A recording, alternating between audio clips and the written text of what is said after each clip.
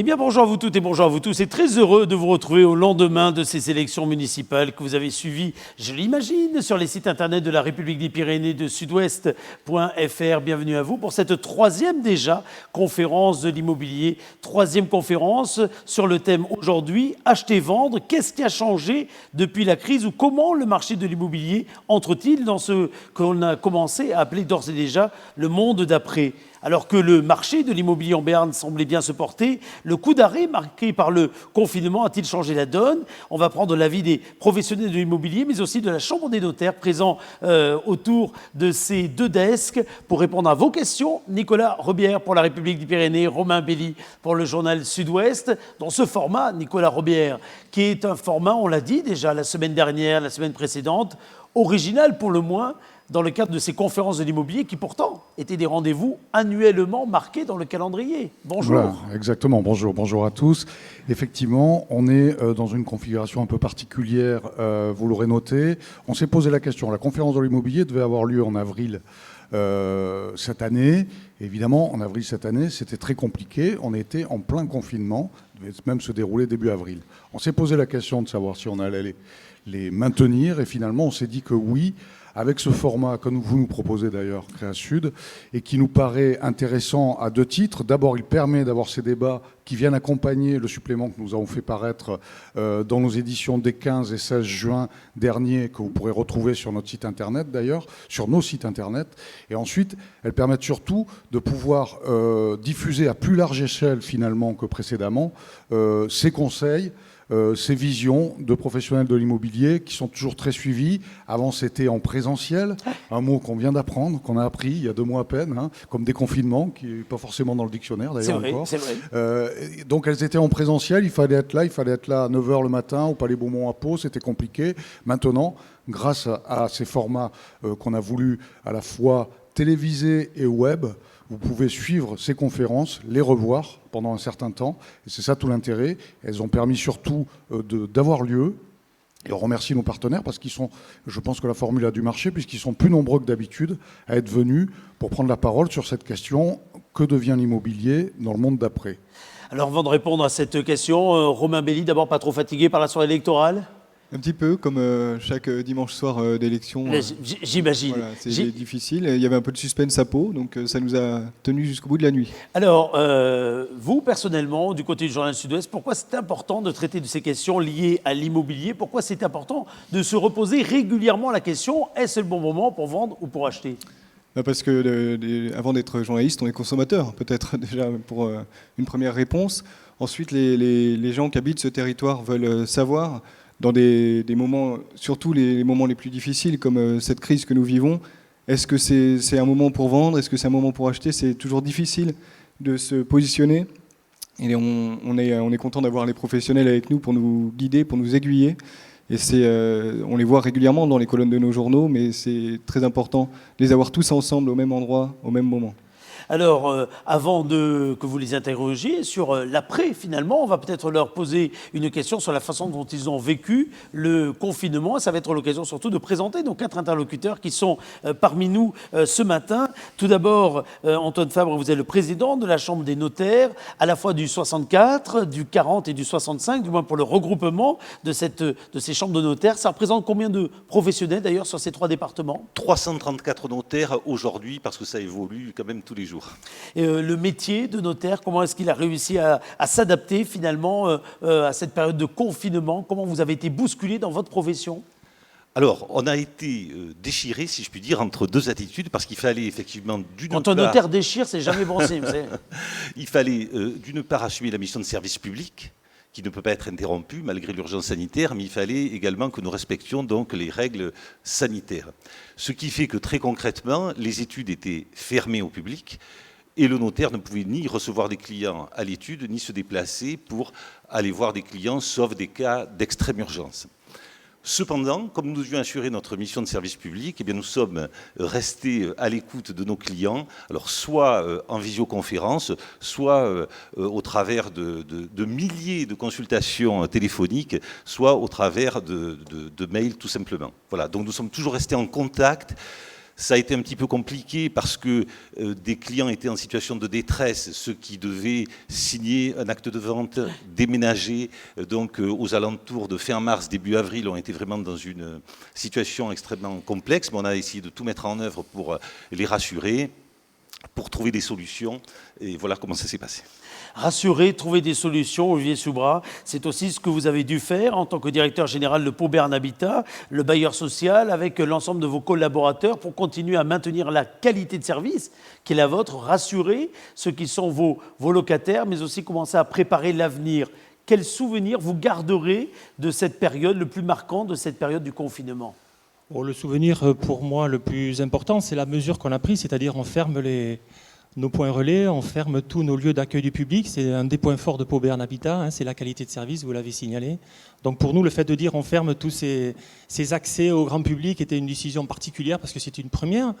Bon, après, il a fallu vite enchaîner et prendre des décisions, effectivement, pour que les fonctions vitales de Pau Bern Habitat soient bien entendu maintenues, et notamment la proximité, l'entretien de nos résidences. Et on a plus de 250 résidences. Donc maintenir, effectivement, cette propreté dans les résidences, se baser aussi sur du personnel d'entretien aussi, qui a été très, très réactif. Je tiens à le souligner et à le remercier. Et puis ensuite, assurer les fonctions vitales, bien entendu, quotidiennes de Pau Bern Habitat. Et puis, voilà, ça s'est plutôt bien passé. Le personnel a joué le jeu. Et puis on était présent régulièrement, on a été présent aussi dans l'émission Bonsoir le Béarn, qui a participé aussi à mettre du lien avec tous ces habitats à Pau. On a quand même 9000 logements, donc ça fait à peu près 20 000 personnes logées. Sur l'agglo, c'est pas rien. Et donc on sait bien que c'est important d'avoir toujours ce fil directeur avec les locataires. Alors il y a les locataires, mais il y a aussi l'autre métier dont on va parler dans quelques instants avec les questions de Romain Bélier et Nicolas Robière, celui qui permet d'accéder à la propriété, de proposer des biens à la vente. Vous en parlerez dans quelques petites minutes. À côté de vous se trouve la directrice communication, marketing et sociétariat du Crédit Agricole Pyrénées-Gascogne, Florence Burdin. Bonjour à vous. Bonjour. Vous avez rejoint d'ailleurs ce territoire alors même que celui-ci rentrait ou pas loin dans la période de confinement, et le rôle du Crédit Agricole Pyrénées-Gascogne a été très actif, pas simplement dans le domaine qui touche l'immobilier dont on va parler aujourd'hui, mais je crois au travers de toutes ces actions vis-à-vis de ces nombreux sociétaires, clients et quelque part liens sur le territoire. Tout à fait. Donc déjà, effectivement, je suis arrivée en janvier. Donc je suis ravie de rejoindre ce très beau territoire, très dynamique, en provenance de la région parisienne. Donc effectivement, pendant cette période de confinement, le Crédit Agricole, fier de ses valeurs mutualistes et incarne ses valeurs de banque régionale mutualiste. On a essayé de soutenir globalement l'ensemble de l'économie, pas seulement les particuliers au travers d'un certain nombre de sujets sur leurs prêts immobiliers, avec notamment beaucoup de pauses. On a réalisé plus de 4400 pauses crédits pour 14 millions d'euros. On a bien sûr accompagné toute l'économie du territoire, que ce soit les TPE, les PME, avec de nombreux PGE distribués. Et puis, bien sûr, Eric, au travers de notre action commune dans notre émission, on a soutenu l'ensemble des actions du territoire autour des banques alimentaires, notamment sur les EHPAD aussi, pour pouvoir accompagner des populations qui étaient en difficulté, qui étaient en très fort isolement. Donc, en tout cas, on a essayé d'incarner, comme toujours, l'utilité au territoire qui nous est très chère. Merci beaucoup. Julie Joannin, enfin, vous êtes agent immobilier à Pau, président de l'UNIS, 64-40. Ça représente combien d'agents sur les deux départements ? Et 65. Et 65 aussi, oui. 65 aussi. Voilà. Vous débordez ce côté militaire. Exactement. À peu près 80 agences adhérentes. Alors, évidemment, les questions que vont vous poser tout à l'heure les deux journalistes présents ici même vont concerner l'avenir, le futur. Mais pour vous, lorsque le confinement arrive, qu'est-ce que ça a bousculé dans votre vie d'agent immobilier ? Ça a bousculé pas mal de choses. Il a fallu suivre nos clients vendeurs, qui se posaient quand même pas mal de questions, avec l'arrêt des visites, l'arrêt des transactions, des projets déjà en cours, des gens qui étaient sur des prêts relais qui avaient acheté. Donc ça a été toute cette question-là. Ça a été aussi la question de nos adhérents, nos agences immobilières, à savoir comment on va passer le cap en trésorerie, ça a été dit, comment on peut faire pour avoir un prêt garanti par l'État. Donc ça a été un gros suivi, les transactions en cours aussi, voir pour arriver à maintenir les transactions, parce que ça a été un petit peu compliqué, voire pour les signatures électroniques. Donc ça a été un gros travail de fond. Nicolas Robière. Alors, on a parlé du passé, on va parler un peu du présent.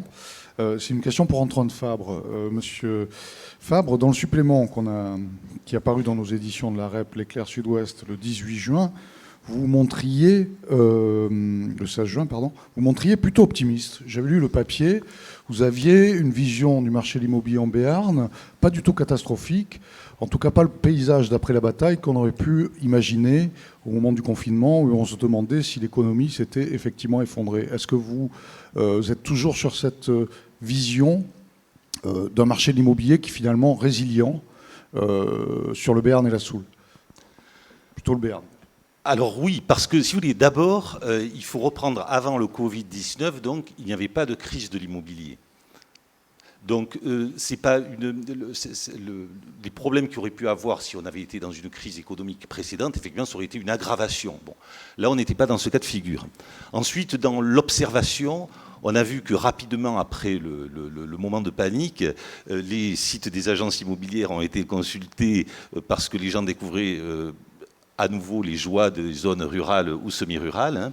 Ensuite, nous, on a pu constater dès la fin du déconfinement qu'il y avait eu peu de rétractations. Vous savez, ces rétractations, c'est la possibilité pour quelqu'un qui achète un logement de se rétracter dans un délai de 10 jours à compter du moment où on lui a remis la promesse de vente. Bon. C'est vrai que certains craignaient qu'il y ait une vague de rétractations.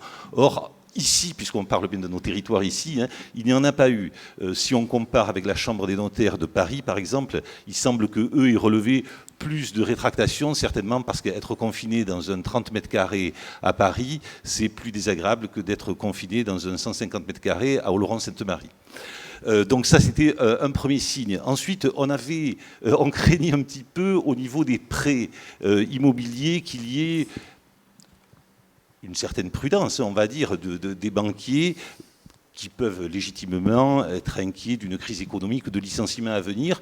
Et en définitive, d'après ce que nous constatons jusqu'à aujourd'hui, donc il y a eu très peu de refus de prêts, tant et si bien, si vous voulez, que pour simplifier, mais les promesses de vente qui avaient été conclues avant le confinement aboutissent et on a à l'heure actuelle donc une véritable fluidité du marché immobilier. On n'est pas du tout dans une période catastrophique où le marché serait bloqué.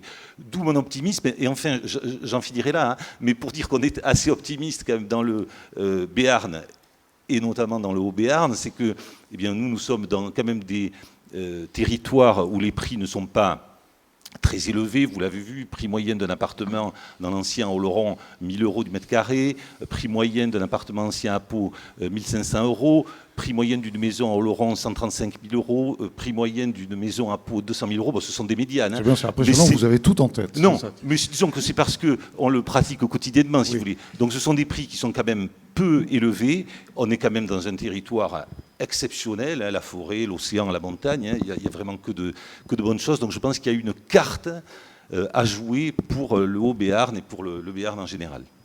Romain Belli. Alors je vais m'adresser à Julie Joannin.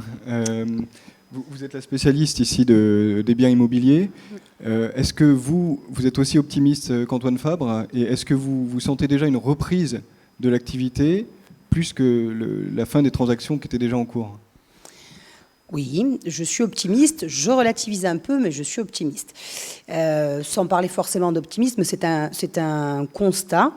On a eu un gros mois depuis le déconfinement qui est passé.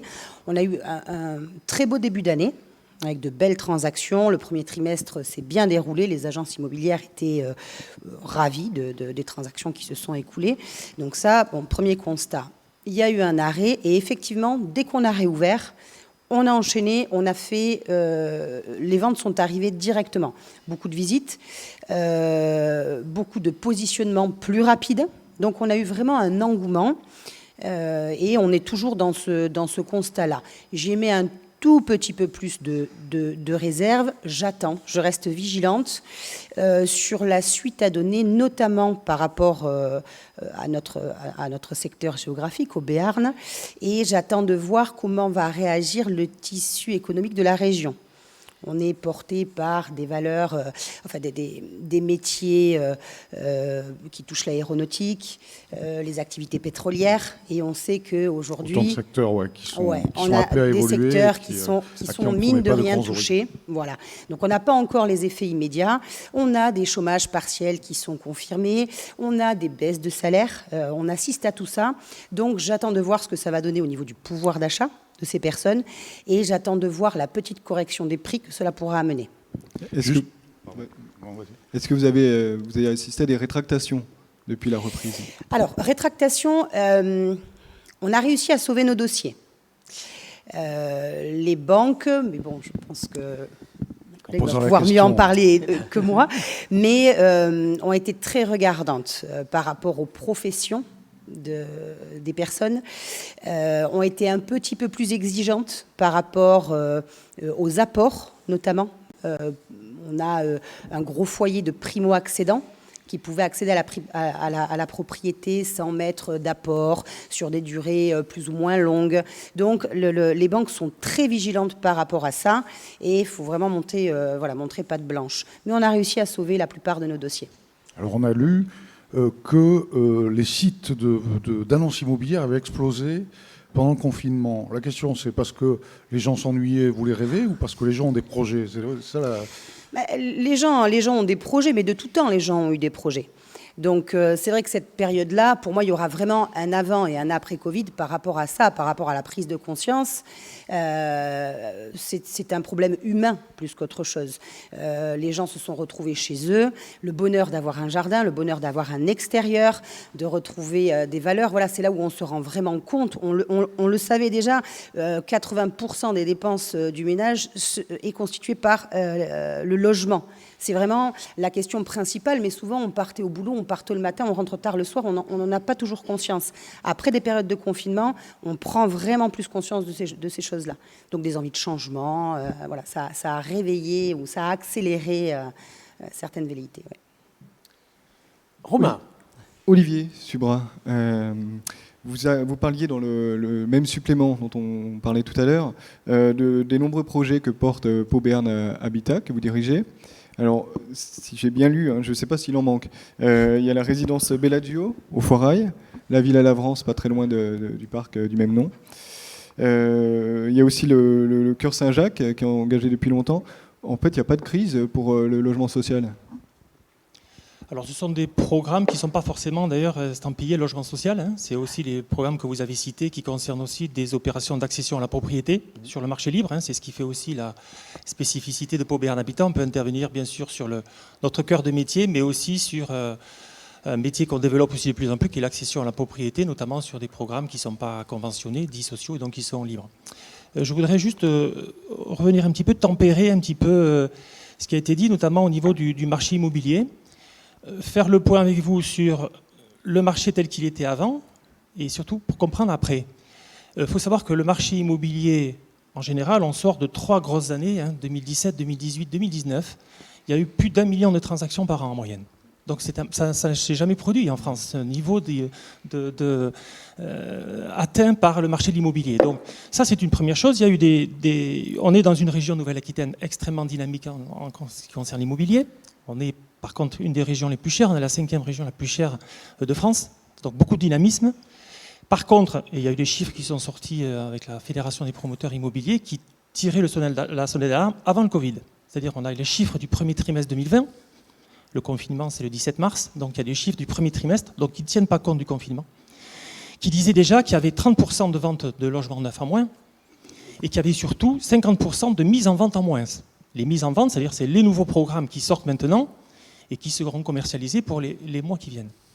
Donc en fait, on est dans une période électorale où c'est toujours très compliqué, notamment les élections municipales, pour la délivrance des permis de construire notamment. Donc c'est vrai qu'il y a eu beaucoup de projets qui ont été ralentis, mais pas liés au Covid. Donc déjà le marché immobilier, sur le premier trimestre 2020, a marqué un temps d'arrêt assez net sur notamment toutes les opérations à venir. Je parle pour les opérations neuves. Et puis ensuite, le marché immobilier, principe de réalité, il y a 8 millions de personnes en chômage partiel. Les chiffres sont tombés sur les suppressions d'emplois, 500 000 emplois supprimés, notamment pour les intérimaires et notamment dans le secteur de la construction et de l'industrie. Donc forcément, le marché de l'immobilier, c'est pas un marché isolé, il tient compte aussi du contexte économique général, et donc forcément il y aura des incidences importantes pour tout le monde, à venir ou pas, on va en parler sur le court terme, moyen terme, long terme, mais je pense que c'est important de rappeler que le marché de l'immobilier marque déjà une pause bien avant le confinement, mais ensuite on pourra en parler des conséquences sur le temps à venir qui peuvent être dramatiques, encore une fois. Alors justement, vous avez beaucoup de projets. Hein, il y a des projets qui sont en train d'être livrés. Il y en a d'autres que vous voulez lancer. Est-ce que vous vous dites, oula, je vais lever le pied dans la construction, parce qu'effectivement, vous ne faites pas que du logement social, vous avez aussi de l'accession à la propriété. En ville, en appartement, est-ce que ça, vous vous dites que c'est des produits qu'il faut absolument abandonner après la crise sanitaire qu'on a vécue ?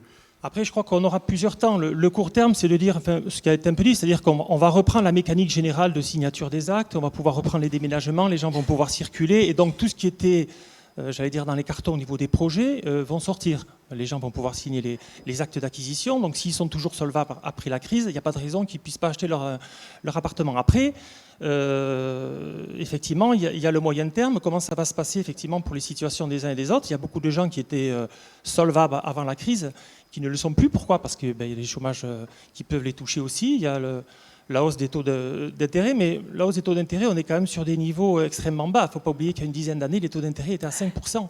On est à 1,20%.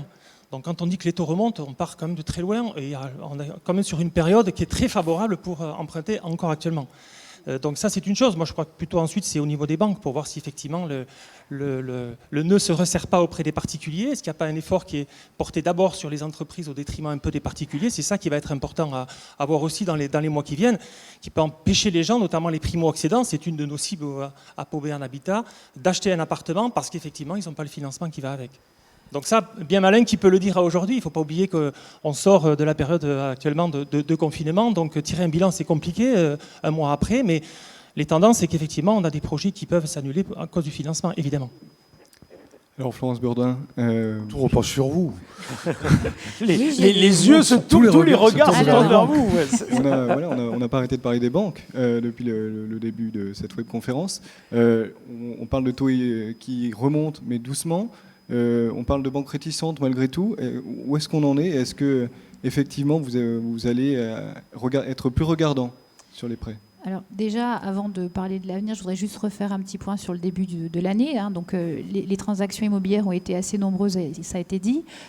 Clairement, côté, en tout cas, Crédit Agricole Pyrénées-Gascogne, on observe sur le début d'année une très bonne dynamique. Donc, pour information, voilà, on a accordé plus de 700 millions d'euros de crédit habitat entre début janvier et fin mai. On est dans la tendance de l'année dernière. L'année dernière, le Crédit Agricole Pyrénées-Gascogne a produit 1,4 milliard de crédit habitat. Alors, c'est vrai aujourd'hui que maintenant, il faut nuancer compte tenu de la crise. On a effectivement des effets de solvabilité sur les primo-accédants. On a du chômage partiel. Mais ce n'est pas tant les taux. On va revenir sur les taux, comme disait Olivier. Aujourd'hui, les taux, ils ont augmenté entre 10 points de base et 40 points de base au plus. Et on reste sur une moyenne d'à peu près 1,25. Ce qui était à début d'année 1,18. Donc, vous voyez, les augmentations sont... C'est pas encore dissuasif. C'est pas du tout dissuasif. On n'est pas à 5%. On n'est pas du tout dans les proportions qu'il y a eu un certain temps. Donc déjà, ce n'est pas une problématique de taux, les taux restent très bas. En fait, ce qui fait qu'aujourd'hui, on observe probablement des refus, peut-être des difficultés d'accès aux prêts, c'est plutôt l'impact de la réglementation et du régulateur du HCSF qui a été publié l'année dernière en fin d'année, donc le Haut Conseil Il faut préciser, voilà. Oui, le Haut Conseil de la stabilité financière, qui finalement a observé un allongement massif, on va dire, des durées d'emprunt à plus de 25 ans et jusqu'à 30 ans. Et qui donc aujourd'hui impose aux banques de revenir sous la barre des 25 ans, donc 25 ans au plus, pour la durée des longues maturités, avec effectivement un engagement de vérifier la solvabilité des emprunteurs au maximum à 33% de leur revenu net. Et en fait, ce n'est pas tant les taux que en fait, le contexte du régulateur qui va forcément restreindre un petit peu l'octroi et les conditions d'accès aux prêts, notamment pour les primo-accédants. Donc voilà un petit peu le contexte au niveau économique. Maintenant, aujourd'hui, la tendance, nous, qu'on observe, comme vous disiez, depuis la reprise du 11 mai, en tout cas, les projets qui étaient suspendus reprennent. Les clients reviennent en agence pour finaliser leurs prêts. Les offres qui avaient été émises ont eu des durées de validité qui ont été allongées et on retrouve une dynamique, elle n'est pas encore à 100% de ce qu'on constatait au niveau mensuel avant le Covid, mais on trouve que la dynamique aujourd'hui est bonne. Desserrons l'étau autour du banquier que vous êtes, pour changer maintenant l'angle du questionnement, si vous le voulez bien, et peut-être nous interroger sur la façon dont le déconfinement a ou pas fait évoluer les attentes, les envies, bref, le marché, parce que Nicolas Robière, vous en avez souvent fait l'écho. Vous l'avez dit un peu, Monsieur Fabre, après le déconfinement, on a vu des papiers, on voit énormément de papiers dans la presse nationale. On imagine les citadins sortant blafards de leur mois et demi de confinement, alors que on le voyait ici, ceux qui étaient à la campagne, ils étaient tout bronzés. On l'a même je vous fais pas président de la République. C'est vrai, voilà, je vous fais pas de remarques sur votre teint. Et vous disiez, ça c'est un atout. Est-ce que vraiment ça se sent déjà, ou ça relève un peu du fantasme médiatique que de ces citadins qui viendraient tout de suite, se mettraient au télétravail, abandonneraient Paris et viendraient s'installer à Buzy ou à Rudy ou dans toutes les communes qui pourraient être connectées par le haut débit, qui ne sont pas toutes encore d'ailleurs. Alors effectivement, vous avez raison, c'est vrai que toute la presse en a parlé en disant que les gens veulent repartir à la campagne. C'est sûr qu'il y a peut-être un petit emballement médiatique. Cependant, d'abord, notre Conseil supérieur du notariat nous indique, parce qu'effectivement là on parle donc fin juin, de notre situation aujourd'hui fin juin, qui est plutôt optimiste. Mais c'est vrai que ensuite sur le long terme, on va effectivement, je pense qu'on pourra tirer un bilan plus sérieux aux alentours de l'automne. Voilà. Alors ensuite, est-ce que ce phénomène de vouloir quitter un petit peu la ville pour aller s'installer en zone rurale ou semi-rurale va se poursuivre? Moi, je pense que ça va dépendre donc évidemment de la confiance en général, mais peut-être aussi du développement du télétravail. Parce que la crise Covid a amené des millions de travailleurs à rester chez eux et à travailler en télétravail. Je pense que pour ceux, et quand même ils sont nombreux, qui ont réussi à poursuivre leur activité professionnelle sans trop de problèmes finalement à la maison avec un ordinateur portable, je pense qu'ils vont être plutôt disposés effectivement à aller s'installer une fois de plus dans des zones qui sont quand même agréables et peu chères. Maintenant, on pourra tirer un bilan définitif, je pense, un petit peu après l'été. Mais pour l'instant, en tout cas, on le sent. On est interrogé, les gens ont eu le temps de la réflexion. La presse fait la presse nationale fait un petit peu de publicité pour retourner en zone rurale. Donc, c'est un phénomène que l'on sent. Oui, alors vous faites bien de vous tourner vers Julie Joannin, parce que c'est vers elle qu'on voulait poser la prochaine question. Est-ce que vous l'observez, cette tendance, l'attirance pour la campagne béarnaise, et peut-être même plus largement, puisque à l'UNIS, vous voyez aussi un peu le Pays Basque? Alors, je suis d'accord avec Maître Fabre, mais toujours pareil, je vais relativiser un peu. On a un constat qui dit qu'on a 40% des professions qui sont télétravaillables. Bon, ça c'est un constat. Quelles entreprises sont prêtes à faire télétravailler leurs employés? Ça c'est une première question, et c'est quand même une grande interrogation. Et ensuite, moi ce que je constate, c'est que il faut pousser un peu. C'est-à-dire que dans un couple, on est deux. Donc s'il y en a un qui télétravaille, c'est très bien, mais l'autre n'est peut-être pas prêt à s'éloigner. C'est-à-dire qu'il y a toujours l'école, il y a toujours la proximité du boulot de monsieur ou de madame. Donc c'est quand même très délicat. Oui, je pense que ça va venir soutenir les prix en zone rurale. Zone rurale, c'est souvent les secteurs, entre guillemets, un peu les plus affectés. Donc je pense que ça va venir soutenir les prix. De là à dire qu'il y aura un réel engouement et une hausse de prix dans ces secteurs-là, je ne pense pas. Voilà. Et il ne faut pas oublier avant la crise, et ça reste d'actualité, la principale question, c'était est-ce que j'ai le bus, est-ce que j'ai les services à côté, est-ce que j'ai les restaurants? Les villes ne vont pas se vider, loin de là. Soutenir des résidences secondaires pour ceux qui pourront, etc., oui. De là à dire qu'il y aura un changement modal, je ne pense pas. Je ne pense pas qu'on en soit là, donc je modère un petit peu. Voilà. Les villes ne vont pas se vider. Les métropoles, peut-être, en tout cas, non. Et les villes moyennes, Pau, on se posait la question de Pau, on sentait comme une dynamique, vous l'aviez dit l'année dernière, je me souviens, sur le centre-ville. Est-ce que est-ce que la crise sanitaire peut marquer un coup d'arrêt? Est-ce que vous le sentez déjà ou pas du tout? Non, au contraire, moi je pense que ça accentue, les restaurants ont réouvert, les restaurants étaient pleins, les gens ont besoin, quelqu'un qui est citadin restera citadin, ça vient appuyer la volonté de bien vivre dans sa ville, Donc on le voit sur Pau ou dans d'autres villes, tout ce qui est mobilité douce, tout ce qui est, on va privilégier les extérieurs, les balades en vélo. Voilà. Donc ça va réhumaniser le centre-ville, mais l'attrait en est d'autant plus grand. Bon, voilà qui rassurera les propriétaires du centre-ville de Pau. Absolument, nous faisons partie de cela. Nous le répétons chaque année. On n'a pas demandé d'ailleurs à Romain Belli où est-ce qu'il habitait. Parce que nous, ça fait des années qu'on fait ce qu'en France Immobilier, qu'on sait qu'on habite au centre-ville avec Nicolas Robière. Mais alors, vous habitez où vous... Je suis assez loin du centre-ville et j'utilise pas mal la voiture. Je suis dans la première couronne. C'est ça, ça nous fait... Je resterai, garderai mon adresse discrète. Ça nous fait des... Alors, je n'allais pas vous demander où est-ce que vous habitez. Vous ne vous attendez pas à avoir des fans comme ça qui arrivent n'exagérons pas. Si, vous l'êtes un peu. Olivier Subra, ce qu'on se dit là sur le centre-ville, vous le partagez, vous qui faites partie des outils qui permettent de revitaliser, de réinvestir dans le centre-ville, mais pas que. Oui, je crois qu'il y a une clientèle qui attend des programmes en centre-ville, parce qu'il y a beaucoup de logements insalubres au vide, effectivement. Il y a un besoin, on le voit bien quand on commercialise des opérations qui sont bien placées et de qualité, on voit que ça s'écoule relativement facilement. Donc le marché n'est pas du tout bloqué. Je pense que ce qu'on disait tout à l'heure, c'est-à-dire sur le télétravail, ça peut être qu'un plus, évidemment, pour booster le marché immobilier. Je suis dans un appartement, j'ai besoin d'une pièce de plus, je vais me mettre à la recherche d'un appartement avec une pièce de plus, évidemment. Forcément, je travaille en métropole. Si j'ai la possibilité de rester chez moi et d'avoir un jardin, etc., pourquoi je paierais un appartement cher à Paris et pourquoi pas je me mettrai en recherche d'un appartement en région.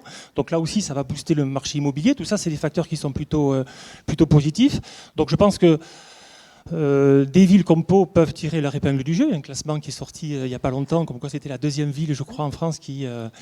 où il fait bon télétravailler. Donc ça peut aussi donner envie à des gens qui sont un petit peu loin de venir travailler à Pau ou de venir s'installer à Pau et de télétravailler. Donc je crois qu'on est qu'au départ aussi, le télétravail, il y a 2 mois, personne n'en parlait comme maintenant.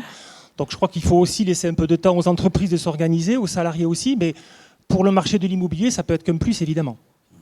Est-ce que le bailleur social que vous êtes, mais aussi promoteur finalement, est-ce que vous réfléchissez aux produits de demain qui seront le plus demandés par vos futurs locataires, voire primo-accédants? Oui, on a quelques retours évidemment de personnes effectivement qui, avec le confinement, ont vécu un peu la suroccupation. Et puis dans le logement, on y a fait du sport, on a fait la cuisine, on a fait le travail, on a fait le devoir des enfants. Enfin, il y a beaucoup de choses qui se sont faites dans les appartements qui n'étaient pas prévues forcément avant parce que les gens ont passé beaucoup de temps dans leur appartement.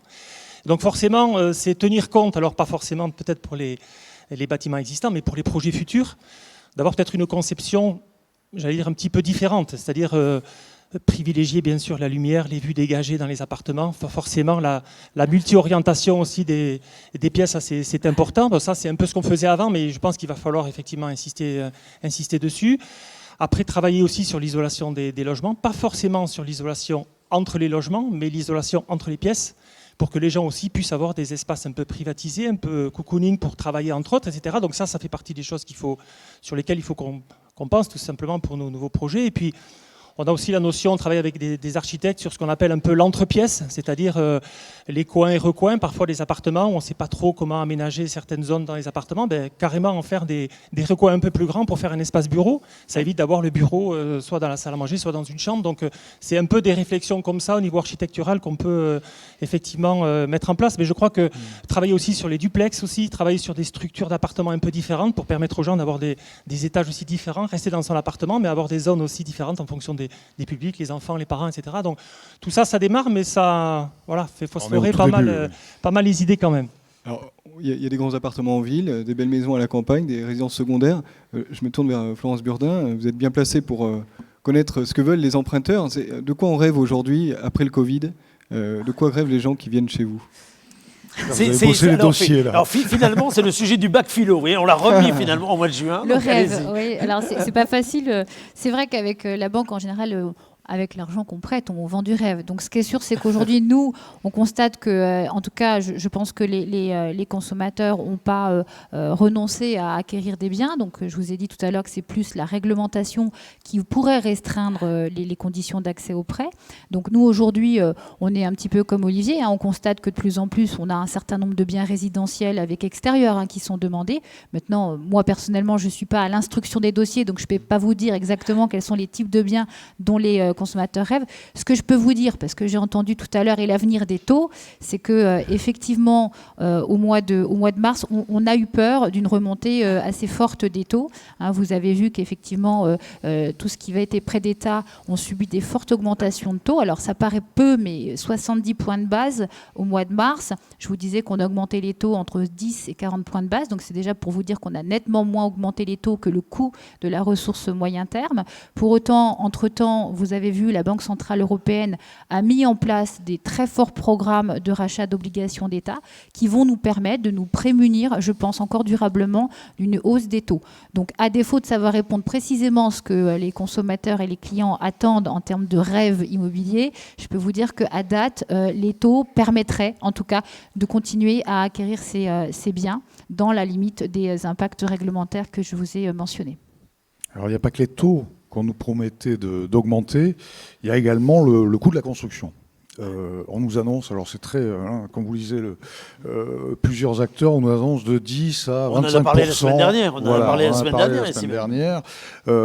Mais c'est intéressant d'avoir les acteurs qui sont là et de les interroger à ce sujet. Le coût de la construction, est-ce que ça risque d'être un frein? Est-ce que déjà vous le sentez, Olivier Subra, fatalement, vous construisez beaucoup. Alors ça, est-ce que c'est quelque chose que vous anticipez déjà? On nous parle de, notamment, des contraintes sanitaires qui font que les chantiers vont se rallonger et vont être plus chers. Alors la problématique chantier est très importante pour nous, évidemment. Pourquoi? Parce que dès qu'on arrête un chantier, effectivement, ça fait du retard de livraison. Effectivement, on prend du retard partout et les accidents, souvent, aussi pâtissent de ces retards de chantier. On reçoit effectivement actuellement, on est en discussion avec l'ensemble des entreprises pour assurer un partage de ces coûts liés à la crise sanitaire. C'est-à-dire qu'effectivement, je prends l'exemple, dans les chantiers, il y a des bases de vie pour gérer ce qu'on appelle la coactivité. Il y a plusieurs entreprises, c'est-à-dire certains marchés qui ont 13 ou 14 entreprises différentes qui interviennent, et si on multiplie par le nombre de salariés, ça peut faire 60 à 70 personnes sur un chantier en même temps. Donc forcément, la coactivité est importante à gérer. Ça fait des surcoûts. Maintenant, c'est difficile d'avoir réellement une notion maintenant des surcoûts. On reçoit quelques devis d'entreprises qui nous demandent de partager ces coûts-là. Nous, on le fait volontiers, évidemment. Maintenant, on verra dans le long terme les prix. On va lancer un appel d'offres important pour nous au mois de juillet pour relancer un petit peu la machine aussi. On va voir si on a des prix aussi compétitifs avec les entreprises. Il y a beaucoup d'entreprises qui attendent aussi d'avoir des signaux de reprise d'activité. Donc on va profiter de ça aussi pour lancer ces appels d'offres-là, faire travailler aussi les entreprises locales, et on verra au final si les prix... Pour l'instant, c'est très difficile. Il n'y a pas eu d'appel d'offres actualisé depuis la période de déconfinement. Maintenant, ces appels d'offres qu'on va lancer, c'est le mois de juillet. Donc on va rebooster un peu, redonner du travail aux entreprises, et on verra si ces prix-là sont absorbés dans leurs offres ou pas. La semaine dernière, ici même, sur ce même plateau, le président de la Fédération du BTP, appelé de ses voeux, l'État a relâché, entre guillemets, des dispositifs pour inciter à l'achat, à la construction. Qu'est-ce que vous en pensez, Juge Joannin? C'est important pour vous, cette incitation qu'il y aurait supplémentaire pour relancer à la fois le très important. C'est très important. Un pays, pour fonctionner de façon la plus saine possible, et c'est valable à l'échelle d'une ville, a besoin de construction neuve. Elle a besoin de construction neuve. Il y a une population spécifique pour ces habitations, des personnes parfois d'un certain âge qui ont besoin d'ascenseurs, qui ont besoin de terrasses. On a besoin de faire vivre ce tissu économique local aussi. Et donc, il est très important. Mais est-ce qu'il y a besoin de dispositifs incitatifs pour que ça reparte? Et bien sûr. On a besoin d'aide fiscale. On a besoin de personnes qui puissent investir dans ces programmes neufs. Et sans ces systèmes-là et sans ces mesures-là, on va assister effectivement à un blocage de ce côté-là, ce qui serait une catastrophe. On annonce déjà au niveau national à peu près entre 20 et 30% de baisse de transactions. Alors certes, Olivier Subra l'a très bien dit, on a eu des années exceptionnelles. L'année 2019, un peu plus d'1 million de transactions, 10% de plus qu'en 2018, très bien. Mais aujourd'hui, 30% en moins de transactions, il ne faut pas oublier les drames que ça peut engendrer. Drames économiques, ne serait-ce qu'au niveau national, les droits d'enregistrement, au niveau local, les déménagements et tout le tissu local qu'une transaction peut faire vivre, mais le drame au niveau des ménages aussi. Parce que 30% de ménages vont être impactés avec des baisses de salaire, avec des pertes d'emploi. Donc très très important de venir soutenir notamment la promotion neuve. Qu'est-ce que vous en pensez? Qu'est-ce que pensent les notaires de ces incitations Alors, au niveau donc des programmes neufs, au niveau des constructions, apparemment au niveau national, la problématique, une problématique majeure, c'est la lenteur d'obtention des permis de construire. Je pense qu'il peut, et même pour élargir cela à l'immobilier en général. L'attribuer à une année électorale ou c'est général? Non, mais vraiment, pour élargir un peu à l'immobilier en entier, alors c'est pas dû ça au Covid-19, mais il y a quand même une réglementation de l'urbanisme qui est asphyxiante un petit peu de l'activité immobilière. On le voit quand il s'agit de faire parfois une extension sur une maison, une modification, un changement d'affectation, etc. Bon, c'est assez compliqué, surtout quand vous avez un PLU, des zones protégées, donc il y a quand même des longueurs pour obtenir les autorisations administratives, donc ça c'est un petit peu embêtant, et apparemment dans les programmes, pour généraliser, pour les programmes neufs, les promoteurs se plaignent, enfin c'est ce que j'ai cru comprendre, de la lenteur des permis de construire, d'autant qu'il y a des recours à purger et que les recours sont fréquents. Pour finir sur ce tour de table, France Burdin, vous pensez qu'il faut soutenir l'investissement avec des dispositifs spéciaux ? Oui, alors après, ce que disait Julie est vrai, c'est qu'aujourd'hui, plus on aura de mesures incitatives pour soutenir la promotion immobilière, les acquisitions, les transactions, plus on verra le marché repartir vite. Après, bien sûr, aujourd'hui, il y a déjà toute une série de mesures d'État qui ont été prises et probablement pas encore suffisamment, j'entends, sur la partie immobilière, mais quand on regarde, Julie parlait de l'aéronautique, il y a le plan sur l'automobile, on voit aussi qu'il y a des très grosses mesures sur la reprise du financement aussi en concession de l'acquisition d'automobiles. On a effectivement des priorités par le gouvernement qui ont été mises. Ce que je peux dire en complément quand même, c'est que malgré les coûts de la construction supplémentaires, c'est sûr qu'au niveau des banques, en tous les cas, on parlait tout à l'heure des PGE, on a quand même un très gros effort qui a été fait par les banques, qui ont été qualifiées d'activités essentielles pendant cette période. Il faut savoir aujourd'hui que c'est plus de 100 milliards de PGE qui ont été distribués au niveau national. Au niveau de la Caisse régionale Pyrénées-Gascogne, c'est 430 millions qui ont été distribués sur l'ensemble des 3 départements. Donc ces PGE, en tout cas, vont permettre, à défaut de résoudre tous les problèmes de surcoût de construction, en tout cas de passer le pont en termes de trésorerie pour une grande partie des acteurs économiques, pour essayer en tout cas de maintenir la dynamique de marché. Et voilà un peu les mesures économiques en supplément des aides fiscales qui y sont envisagées. Messieurs, dernière partie de ce débat. Allez, moi j'ai envie juste, on va voir si vous avez des dons divinatoires. Parce qu'on comprend bien là, en vous entendant, qu'il est un peu tôt pour faire un bilan de l'après-Covid. C'est évident. Ceci dit, je pense que les questions elles viennent et c'est pour ça aussi qu'on a fait cette table ronde, parce qu'on a vu que ça avait bouleversé vos méthodes de travail. Je suppose que ça va même peut-être changer vos méthodes de travail futures.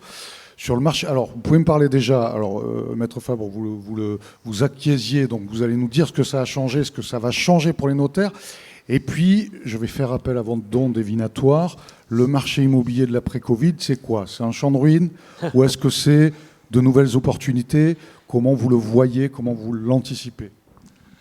Alors d'abord, pour les méthodes de travail, effectivement, le Covid-19 donc, nous a contraints à accélérer une technique qu'on appelle la comparution à distance, puisque donc on ne pouvait pas aller voir les clients ne pouvaient pas venir, donc il y a parfois des actes urgents extrêmement graves à passer.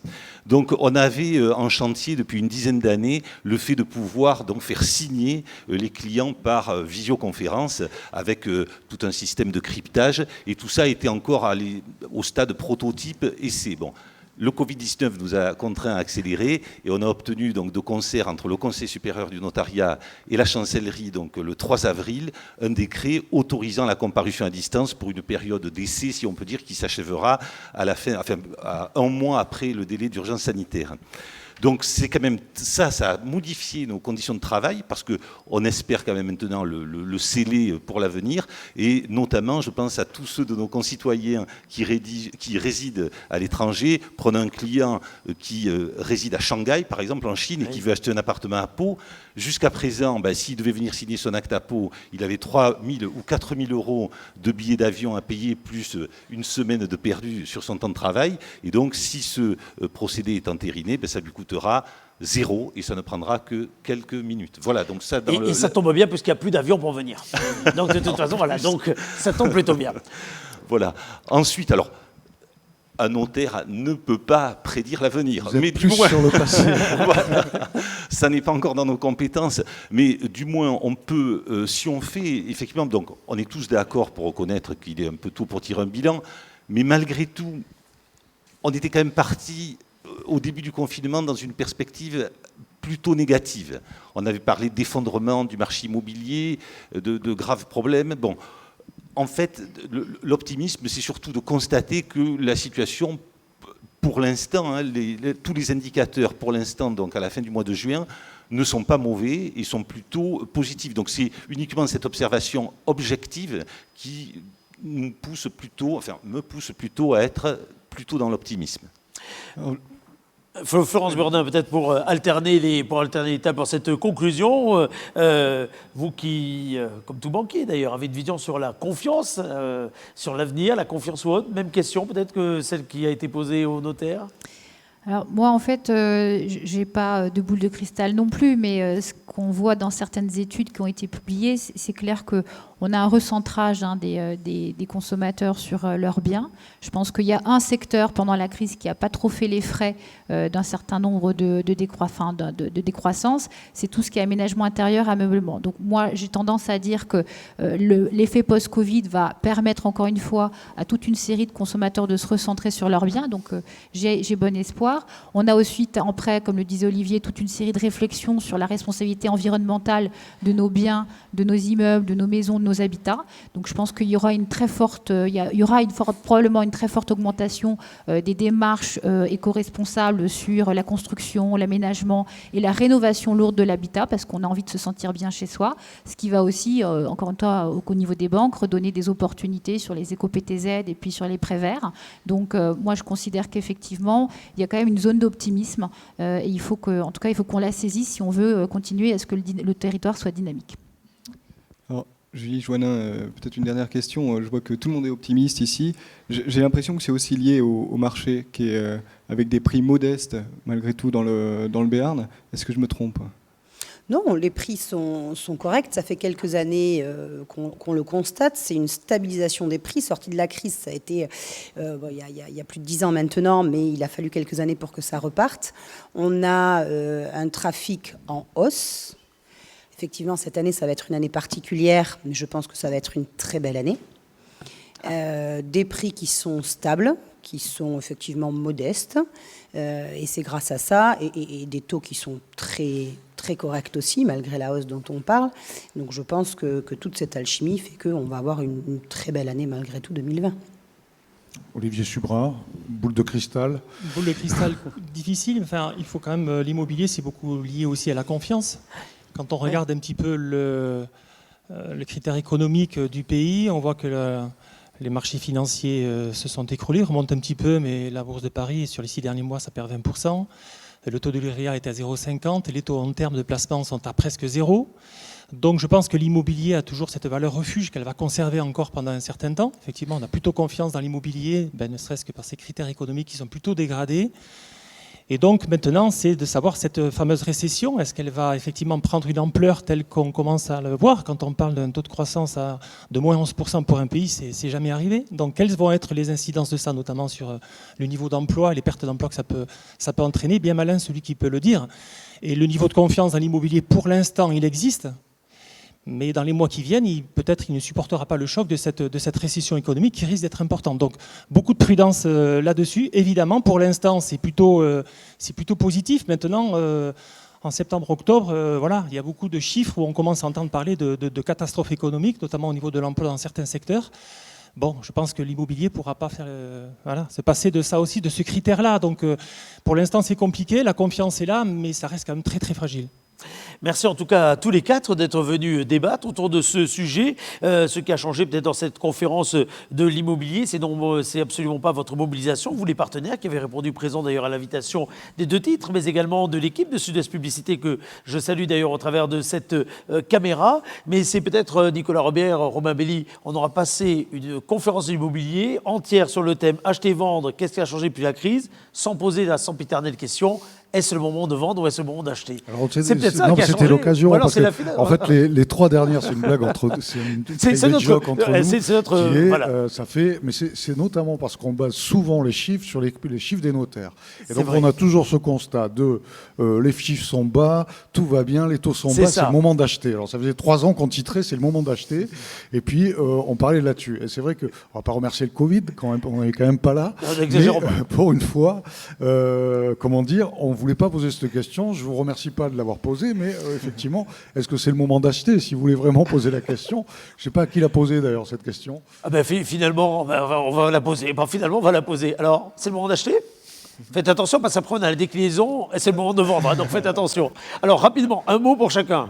Oui, non. Alors c'est le moment d'acheter, plutôt oui, parce que les prix je pense pas, les prix étaient déjà très bas chez nous, donc ils ne vont pas baisser plus, les taux d'intérêt sont très faibles, donc oui, si quelqu'un a l'intention d'acheter, c'est le moment. Julie, c'est le moment d'acheter? Moment d'acheter, moment de vendre. Oui, c'est sûr, moment de pas- faire des... c'est- Il faut, c'est faut, parfait. faut C'est mouvement, l'heure faut est aux mouvement, transactions. c'est ça. L'heure est aux transactions, très bien. Olivier Subra? Oui, je pense que si on est solvable, qu'on a un bon dossier, etc., qu'on a un projet, et il faut y aller, bien entendu. J'ai Et l'impression notamment d'aller- en centre-ville, bien sûr. J'ai l'impression de terminer et d'animer une séquence de motivation. Oui, oui, alors, Florence Bernard. Je suis comme mes collègues. Je pense que oui, c'est le moment d'acheter de vendre. Maintenant, moi, je veux pas atténuer, mais la régulation dont j'ai parlé reste effectivement un élément un peu contextuel qui sera effectivement un peu plus contraignant pour les emprunteurs. Merci beaucoup de nous avoir suivis soit en direct, soit à l'heure de votre choix, sur le site sudouest.fr, sur le site de la République des Pyrénées.fr pour ces conférences de l'immobilier. Si vous n'avez pas pu jusqu'à présent visionner les précédentes conférences de l'immobilier, celle de la semaine passée ou bien la toute première, n'hésitez pas à le faire. Elles sont toujours en ligne, disponibles sur le site de ces journaux qui ont à cœur de vous informer au quotidien, sur votre quotidien, mais également d'anticiper l'avenir. C'est pourquoi ces questions de l'immobilier seront, messieurs, j'imagine, encore dans vos colonnes très longtemps et pour cause d'ailleurs. Merci. C'est toujours le moment d'acheter le journal. Et oui, c'est toujours le moment, pardon, oui, c'est toujours le moment d'acheter le journal. Vous avez raison, j'aurais dû terminer par ça, mais évidemment. Merci beaucoup. Là, c'est le moment de vendre le générique. Là, c'est le moment de vendre à la fin. Merci à vous toutes et à vous tous, et à très bientôt.